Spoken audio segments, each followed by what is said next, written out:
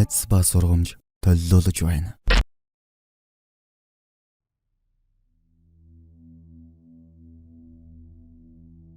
Reddit хуудаснаас хүмүүсийг хамгийн их чих үзүүлсэн бодит мэд мэдрэмж төрүүлдэг шилдэг аимшигын төгүүдийг бүрэн ихээр нь монгол хэлнээр хөрвүүлэн хүргэж байна. Уг төгүүд нь хэд задгай цустай гэхээс илүү сэтгэл зүйн гүн айдас жихүүц төрөлх утгатай юм. Хамтран ажилласан Gemini. Би хуучин гүнж нарын зурагтай тоглоомын утас худалдаж авлаа. 1. Тоглоомын утасны цаадах дуу хоолой. Би ганц бие аав хүн.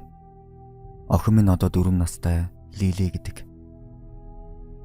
Охиныхоо төрсөдрөөр би түүнд нэгийн хачирхалтай хуучин тоглоом бэлгэлсэн юм. Тэр өдөр би ажлынхаа хажууганд байдаг хуучин эд зүйлсийн дэлгүүрээр орж охиндоо өгөх сонирхолтой зүйл хайж байв. Дэлгүүрийн хамгийн арын тавиур дээрээс 90-ад оны үеийн болов гэмээр ягаан өнгийн Диснейн гүнж нарын зурагтай тоглоомын утас оллоо. Дээрээ хідэн довшлууртай. Довшлууруудыг нь дарахаар гүнж нарын дуу гардаг. Утсыг нь аваад ярьж болдог тийм л энгийн хуучин тоглоом. Гэхдээ хамгийн сонирхолтой нь тэр тоглоом ердөө $2 байсан бөгөөд ямар ч батарей байхгүй мөртлөө ягаан довшлууруудыг нь дарахад хөгжим малгуурхан тоглож байв. Би ч баярлан худалдаж авлаа. Гэртээ ирээд охиндоо бэлгээ өгөхөд Лили маш их баярлсан. Тэр өдрөөс хойш Лили хаашаа явсан тэр ягаан утсыг сугавчилж явдаг болов. Тэр утсаараа хэн нэгэнтэй ярьж байгаа юм шиг жүжиглэж, "Тийм ээ, би өнөөдөр будаа идсэн.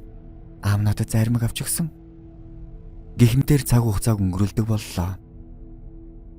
Би ч хүүхдийн гинэн төсөөлөл байна даа гэж бодоод анхаарал хандуулаагүй юм. 2. Хачирхалтай ярианууд. Тоглоомыг худалдаж авснаас хойш 2-7 хоног өнгөрөв. Нэгэн шөнө би унтлагынхаа өрөөнд зурагт үзэж байтал хажуугийн өрөөнд Лили хин нэгэнтэй яриад байх шиг санагдав. Цаг шөнийн 2 цаг болж байлаа. Би зөөлхөн алхалсаар охиныхоо өрөөний хаалгыг хагас онгойлгон шагаав. Өрөө таг ханахгүй. Зөвхөн цонхоор тусах сарны гэрэлд Лили орон дээрээ хөлөөж игээ суучихсан. Нөгөө ягаан өнгийн утсыг чихэндээ наачсан ярьж байлаа. Түүний царай маш нухацтай харагдав. "Үгүй, аав одоо унтаж байгаа. Тэр намайг унтаагүй байгааг мэдвэл уурлана" гэж Лили шивнэлээ. Би өрөөнд нь орж гэрлийг насаагаад, "Лили, миний охин чинь яагаад унтахгүй энтэй ирээд байгаа юм бэ?" гэж асуув. Лили над руу том нүдээр харснаа уцаа ардаа нууж, "Аваа, би зүгээр л бээл гүнчтэй ярьж байна. Тэр намайг унтаж чадахгүй байвал ярьж болно гэсэн юм" гэж хэлв.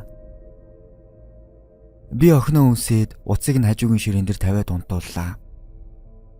Тэр шөнө би анх удаа ямар нэгэн зүйл буруу байгааг мэдэрсэн юм. Учир нь би өрөөнөөс гарахынхаа өмнөхөн ширээн дээрх тоглоомын утсыг харахад түүний батарей ээдэг хэсэг нь онгорхой, дотор нь ямар ч батарей утас байхгүй байсан.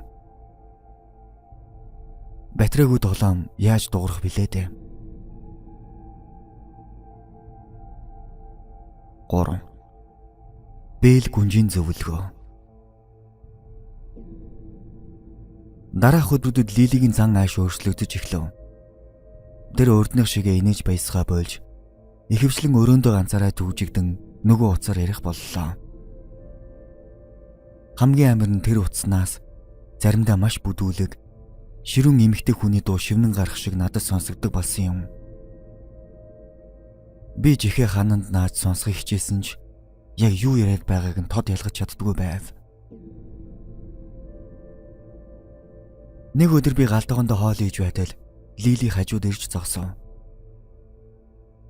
Түүний гарын дах утаснаас ямар нэгэн статик шууган, радионы шууган шиг зүйл гарч байлаа. "Аваа, бээл гүнж таныг надад хайргүй гэж байна" гэж Лили гинэт хэлв. Би зочиж барьж байсан гутгаа тавиад доош суун охиныхоо мөрнөөс барьлаа. Юу гэсэн үг вэ Лили? Аав нь охиндоо дэлхийн бүх зүйлээс илүү хайртай шүү дээ. Тэр тоглоом зүгээр л худал хэлж байна. Үгүй, тэр худал хэлдэггүй. Тэр хэлэхдээ хэрвээ аав надад үнэхээр хайртай бол намайг шүн цонхоор нисгэж зөвшөөрөх ёстой гэсэн. Тэр намайг цонхоор үсрэхэд доор барьж авна гэсэн юм.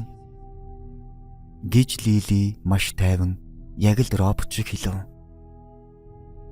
Манай байр 4 давхурт байдаг. Энэ үгийг сонсоод миний нургаар хүүт оргиж хамаг биений шарус бослоо. Би шууд охиныхоо гарнаас нөгөө ягаа уцыг булааж аваад дагтан дээр гарч байдгаараа савлан хол шидчихв. Удас доор байх огийн савны хажууд унаж хэдэн хэсэг болон бутарч байгаа нь харагдлаа. Лили тэр үед чангаар уйлж намайг үзэн ядаж байгаагаа хэлж хашгирч байлаа. Би түүнийг арай гэж тайвшруулж тэр шөнө өөрийнхөө өрөөнд дэрэгдээ унтулсан юм. Охиныхоо өрөөний цонхыг тас төгчхөө мартсангүй. 4. Шөнийн дуудлага.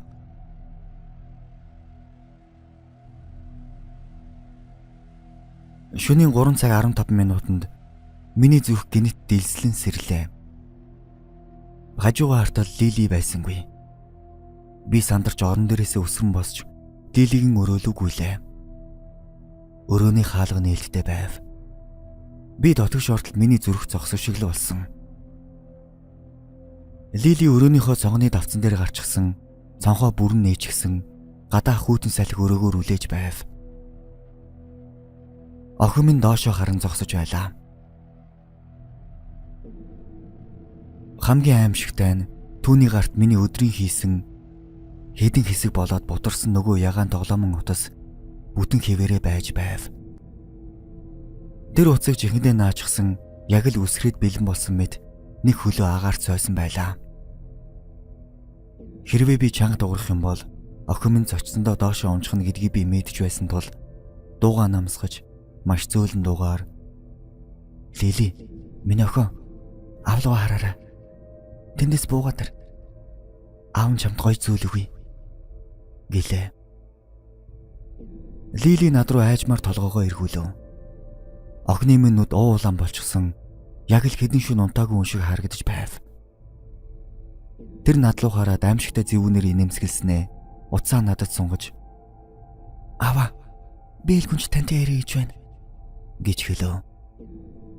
Би ураг шалхаж охиноо бэлгүүсээр нь татан авч шалан дээр унгаалаа. Би охиноо чанга тавраад уйлж эхлэв.